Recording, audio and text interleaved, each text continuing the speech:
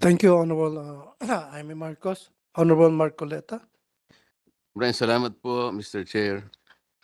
Mr. Chair, inisa-isa ko pong nireview ang credentials po ng 35 senior officers of the Armed Forces of the Philippines at ang kanilang ad interim appointments na sila pong lahat ay nasa harapan natin. Sa akin pong palagay, silang lahat po ay dapat makonfirm na ngayong araw na ito. Pero Mr. Chair, I'd like to take advantage of their presence dahil po sa alam na nating nangyayari sa ating bansa ngayon. Palagay ko po, Captain, hindi naman po lingid sa inyong kaalaman yung napakaraming batuhan ng pananalita ngayon mula sa ating panig at sa kampo ng Embahada ng China. Alam po ba ninyo ang mga ito?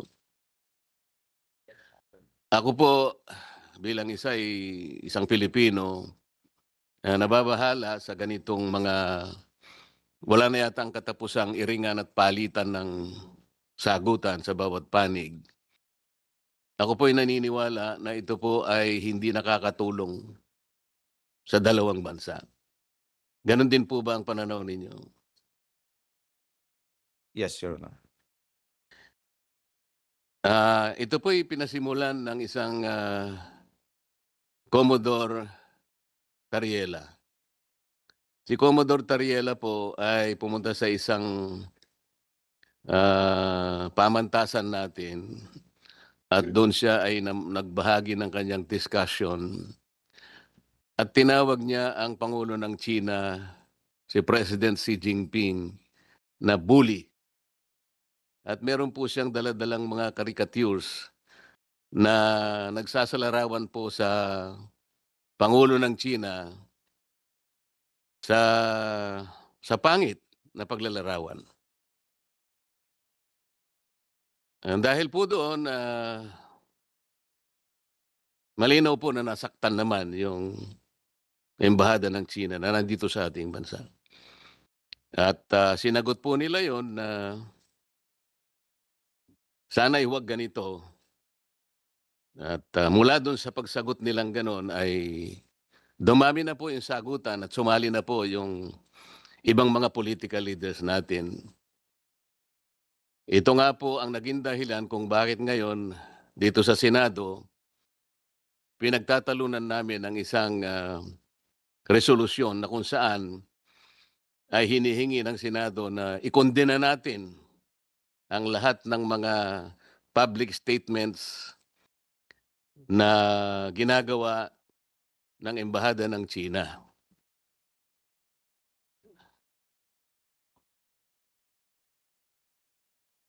Kapitan, kung ang isa pong bahay ay nasusunog, ito po ba isasabuyan natin ng gasolina o tubig? Tubig, Your Honor. Tubig. Alam po ninyo, Captain Pilar, sa sulat po ng ating Secretary of Foreign Affairs sa kagalang-galang na senador ng ating bansa, Senator Risa Ontiveros, doon sa bahagi po ng kanyang sulat ay sinasabi po niya,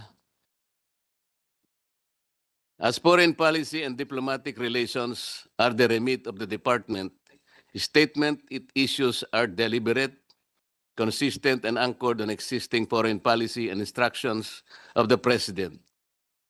We would not generally take part in statements of other agencies and officials, particularly if this may have been made in personal or unofficial capacity. Balikan po natin yung pananalita ni Commodore Tariel na tinawag niyang bully ang Pangulo ng China. Meron po ba tayong national policy na ang mga heads of state ng ibang bansa ay kailangan pa nating pasaringan ng negatibo? Your Honor, I believe wala po. Wala po.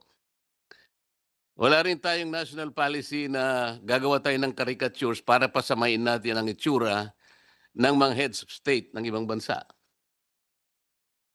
Wala din po, Your Honor.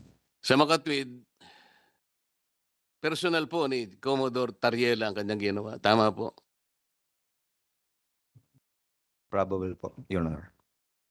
Ang sabi po sa bahagi ng sulat, Captain Pilar, while the lively exchanges of views are permitted in our democratic society, the department, meaning DFA, reiterates that differences and disputes between states are best addressed through established diplomatic channels rather than in public. Ako po'y naniniwala dito. Kayo po'y naniniwala rin.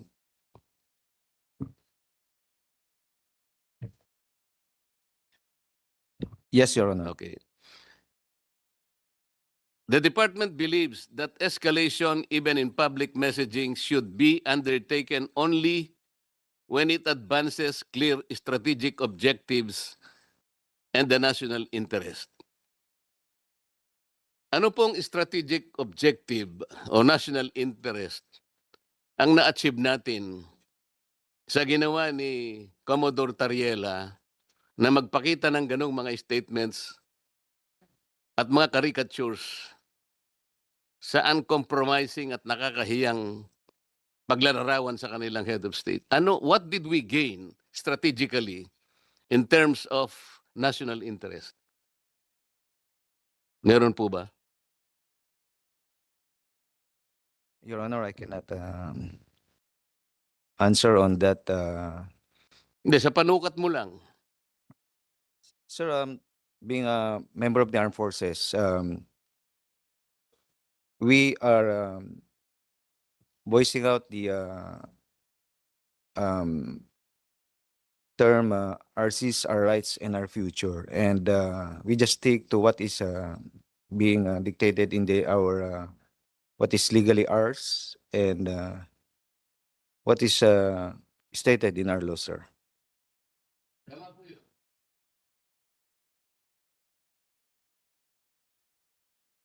What is legally ours must be defended. Must be protected, and we should fight it out to the last drop of our blood. Yung legally ours. At kasama po ninyo ako doon. Kami pong lahat sasama sa inyo doon. Si Commodore Tariela po is the head of the WPS Transparency Group Office. But, Captain, he was not as transparent as he should be in explaining to you and to our people that our exclusive economic zone and West Philippine Sea are two different animals. Ang sinasabi po nila, at tamang-tama naman po ito, meron na po tayong archipelagic baselines which were defined under Republic Act 9522. Malinaw na malinaw po yun. Walang pagtatalo dun. At mula dun sa archipelagic baselines na yon, madidefine natin ang exclusive economic zone, ang ating contiguous zone, ang ating territorial sea. Lahat po nandun. Ngunit, yun pong arbitral award, ang inaward lang sa atin at nilinaw, yung ating exclusive economic zone. Hindi po ni-rule ng arbitral award yung West Philippine Sea. Dalawang bagay po yun. Pinagsasama po nila yon. Alam po ninyo kung ba't tayo nagkakagulo, nagkakaproblema? Meron po tayong mga isla na occupied natin ngayon. Ito yung Kalayaan Island Group. Alam na po ninyo yon. Meron tayong 4 na features in the Kalayaan Island Group. Ito po yung Pagasa, yung Parola, yung Kota, at yung Lankiam. Captain, alam po ninyo yan. Incidentally, Mr. Chairman, itong 4 na features na occupied ng ating bansa, they are way, way beyond our EEZ. Wala po sila sakop ng EEZ. Alam po ba ninyo yon, Captain? Sagutin lamang po ninyo. Alam po ba ninyo na sila po'y wala dun sa limit ng ating exclusive economic zone? Be honest. It is beyond, within our EEZ, sir. So hindi po ninyo alam na sila po'y wala doon sa EEZ? Ang akala po ninyo, they're within our EEZ? Sir, we are already occupying those islands. No. And- Chairman, tinatanong ko lamang po, alam po ba ninyo yung ating KIG na binubuo ng 4 na features ay wala po sa sakop ng ating exclusive economic zone? Wag po kayong mahihiya. Kung hindi po nyo alam, I will not take it against you. Alam po ba ninyo na wala siya at hindi sakop ng ating EEZ? Yung 4 na features ng Kalayaan Island Group? Sir, those islands can also generate EEZs within. Mr. Chair, ang gusto ko lang sana sagutin niya kung mamaya po pupunta tayo doon eh. Alam po ba ninyo o hindi nyo alam na yung 4 features ng KIG are not within the limits of our EEZ? Yun lang po ang tanong. Sir, if we base the limits from the mainland Palawan, sir. It is Kapitan, way- ito pong 4 na ito ay wala po sa ating EEZ. Yun po yung malinaw. Baka, kasi po, kaya po nagkakaroon ng pagtatalo. Hanggang ngayon, baka akala po ninyo, nandun sila sa EEZ. Wala po. They are outliers at nandun na po sila sa high seas. Mamaya po, sa pagtatanong ko, malalaman ninyo. Ngayon, ang sinasagot ninyo, itong KIG generates its own exclusive economic zone. Hindi po. Sino po nagsabi sa inyo that it basahin po ninyo yung arbitral award. Malinaw po ang sinabi na ito pong Spratlys and the KIG are RACs and they do not generate EEZ. Dito po tayo nagkakaroon ng problema. Pinipilit po natin na pag-isahin, parang interchangeably we're using the EEZ and the West Philippine Sea as one. Hindi po eh. Tingnan po ninyo, Chairman, in Administrative Order number 29, this is 2012, sinabi po niya yung extent po ng ating West Philippine Sea. They invoke Presidential Decree 1596 at nandun nga po yung KIG. Kaya po nahihirapan ngayon ang NAMRIA, including the Department of Foreign Affairs. Nandun po sa AO 29, Section 3 and Section 4, they are being ordered to prepare the charts, the maps, to prepare an official map of the West Philippine Sea and deposit it in the office of the UN Secretary General and notify the appropriate international organizations, including the International Hydrographics Organization, in relation to it. Bakit hindi po nila magawa hanggang ngayon? After 17 years, Mr. Chair, are you surprised why the NAMRIA and the DFA are unable to do this? Kasi nga po yung KIG lies outside our EEZ. At pag gumawa po sila ng mapa indicating the coordinates, appropriating the high seas, we will violate the UNCLOS itself. Yun po yung problema. Ngayon, si Commodore Tariela, I don't know kung alam niya ito o hindi. He does not want to inform the public, including the rest of the members of the armed forces. Kapitan, we swear to the Constitution that we will defend the Constitution, all the laws and orders and regulations. Kapag ka magkakaroon po ng giyera sa pagitan ng dalawang bansa, kayo po ang una na sasagupa dito. Kaya dapat po mas interesado kayo kaysa sa amin. Ano ba talaga ipagpapatayan natin dito? We will offer our lives, including the lives of our children, and to die for it, for something that is not even within our EEZ. Ang gawin natin po para madali, i-give up natin yung KIG. Then, mako-coordinate na natin lahat. But until and unless nandun yung KIG, wala nga po nasa labas po ng ating exclusive economic zone. Paano po malalagay sa entire West Philippine Sea? Mr. Chair, kaya po yun ang dahilan, hindi po tayo makagawa ng mapa para sana ma-submit na natin. And in our lifetime, we will able to see doon sa entire stretch ng South China Sea, lalabas doon ang West Philippine Sea. Tingnan po ninyo yung mapa ng mundo ngayon, Kapitan. Ang nakalagay South China Sea. Hindi ibig sabihin sa China lahat yon. But in the entire expanse of that body of water, nandun yung EEZ ng Vietnam, EEZ ng China, EEZ ng Malaysia, EEZ ng ating bansa. Nandun sa South China Sea. Pero tayong gusto natin, imbes na EEZ lang, theoretically ang nandun, gusto nating ilagay yung West Philippine Sea. That's good.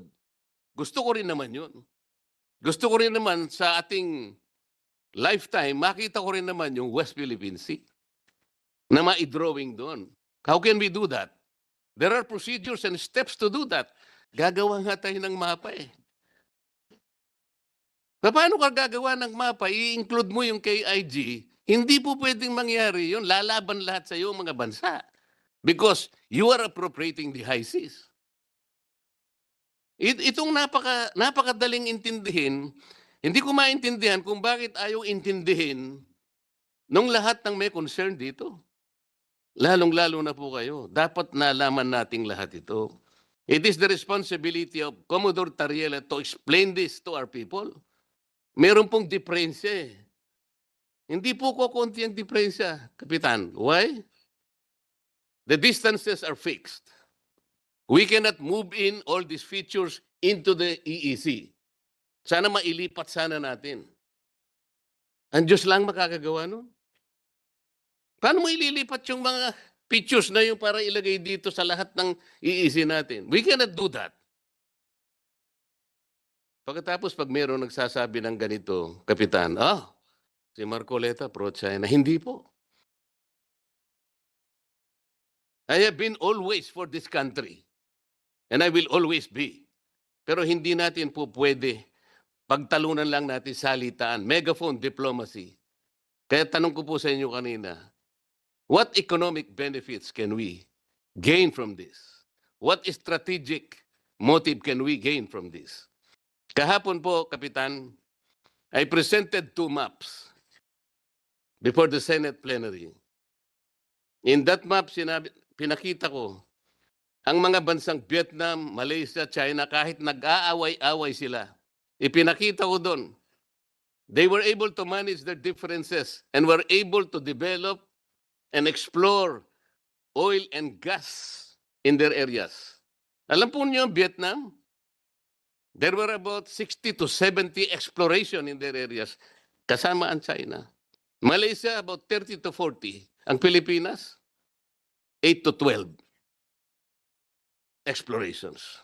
Because we were unable to manage our differences. But these 2 countries are smart enough to manage their own differences. Tingnan po ninyo yung mapa na pinakita ko. Isang mapang 2013, isang mapa 2024. Malayo na po tayo. Iniwan na po tayo ng milya-milya. Kumain na po tayo ng alikabok. Kasi ang ginagawa natin, patotyahan dito, patotyadan doon. Saan pupunta ito, Kapitan, sa palagay mo? Alam po nyo, ang sabi ng China, pwede naman nating pag-usapan ito. Did you know that I met the ambassador of China because I was invited? Alam po ba kung ano yung una niyang sinabi? Gustong-gusto kong makipag-usap sa lahat ng concerned agencies of your government. If you are be kind enough to tell them that I am open anytime. More specifically, the Secretary of the Department of Defense. Yun po yung una niyang sinabi sa akin. Because I believe, sabi niya, foreign relations is not a zero-sum game. Totoo naman yun eh. Walang dapat makakuha ng gain na nawalan yung isa. Pare-pareho tayong makinabang dapat. And sabi niya, an open discussion, a bilateral discussion is the first start. Bakit hindi po natin gawin yun? Yun lang naman ang pinakikiusap nila. Sabi ko, okay, you want to speak to the Secretary of National Defense? Yes, Your Honor. I'm really very willing. Medyo biniro ko pa nga siya, Chairman. No, maybe, why don't you text me? And I will show him your text message. Akalain mo, papalabas pa lang ako sa kanilang embahada. Tinext niya na ako. Salamat, sabi niya, Senator Marcoleta, for visiting us. And at sa pag-offer mo na ikaw nang magsabi sa aking gustong mangyari, na gusto kong makausap lahat ang concerned agencies of your country. More specifically, Secretary Gibo. Sinulat niya, more specifically, Secretary Gibo of the Department of National Defense. Sana man lang even over coffee. So alam po niyo yung, hindi ko po alam kung yung number po ni Secretary Gibo, yung pa rin, para mas makasigurado ako, kinausap ko po, dahil meron kaming meeting ng ating Secretary of Foreign Affairs. Pinakita ko po sa kanya yung text message. At sabi ko sa kanya, pwede bang ibigay ko sa iyo para ikaw nang mag-transmit o mag-pass kay Secretary Gibo? Okay naman po sa kanya, Mr. Chair. So binigay ko, pinas ko sa kanya yung at siya na daw po ang magbibigay kay Secretary Gibo. Sa ganito pong initiative, Kapitan, ako po ba'y pro-China, Kapitan? Pro-China po ba ako, Kapitan? No, sir. Salamat po sa inyong sagot. Hindi po ako pro-China kahit kailan. Ako po ay pro-Pilipinas at sa interes ng Pilipinas. Kung ang China po ay papayag na makipag-usap sa atin, lalong mabuti. Sinabi ko po sa kanya, Kapitan, bakit hindi natin pasimulan ang pag-uusap natin, Mr. Ambassador, sa mga bagay na pwede nating pagkasunduan? Halimbawa, yung mga isda. Wala namang may-ari ng mga isda eh. Bakit sa kabila ng inyong sigalot sa Vietnam, nagbarilan kayo, nagpatayan kayo, but in the end, you were still able to arrange an agreement between your country and the Gulf of Tonkin in the year 2000. Meron kayong kontrata ngayon. So wala na kayong sigalot sa pangisdaan. Kahit may hostility kayo sa bansang India, nagawa nyo ring ayusin ang inyong hindi pagkakasundo, nagkaroon din kayo ng kontrata sa pangisdaan. Ganon din naman kako nangyari sa Japan. Mahigpit ang labanan ninyo dyan. Nag-iiringan kayo, mainit. Pero nagawa nyo ring ayusin sa ngalan ng mga isda. Why can't we do that here in the Philippines? Magandang tanong yan, sabi niya. Ang totoo niyan, initially, napasimulan na natin nung panahon ni Pangulong Duterte. Ang kaso lang, ngayon, ito nga, patutsadahan ng patutsadahan. Paano nga tayo mag-uusap? Halimbawa, Kapitan, ikaw nagpipinta ka ng isang bagay, isang obra maestra. Nagsisimula ka pa lang magpinta, binabato ka na ng putik ng kung sino-sino. Maumpisahan mo ba yung ginuguhit mong obra maestra, Kapitan? No, Your Honor. Kaya nga po kailangan po nating magkaisa. Ayusin po natin ang problema, hindi sa patutsadahan. May makikinabang dito politically. Yung nangangahas na akala mo hindi pwedeng gawin ng China yan. We are for the fishermen of this country. Akala mo napakagagaling. Hindi naman nila alam kung paano nila gagawin. Pupunta ka doon sa Baho de Masinloc para makipagbarilan ka sa China? Ganun ba yun? Hindi po ganun Let us begin to engage them. I told him, sabi ko, Ambassador, Iyon pong traditional fishing rights, hindi mabigat na usapin. In public international law, this is only a private right. It does not concern territory. Let's not talk about territory muna ngayon. Isda muna. Para sa ganon, may mapag-umpisahan tayong isang mabuting bagay. Preparado sila eh. That's a good start, sabi niya sa amin. Kaso lang, walang gustong makipag-usap eh. Kaya ko po sinasabi ito eh. Ulitin ko po, Kapitan. I was never pro-China. I am pro-Philippines. Kung anong makakabuti sa ating bansa. Palaging ganun ang aking posisyon. Sana po, naintindihan niyo ako, Kapitan. Salamat po, Mr. Chair.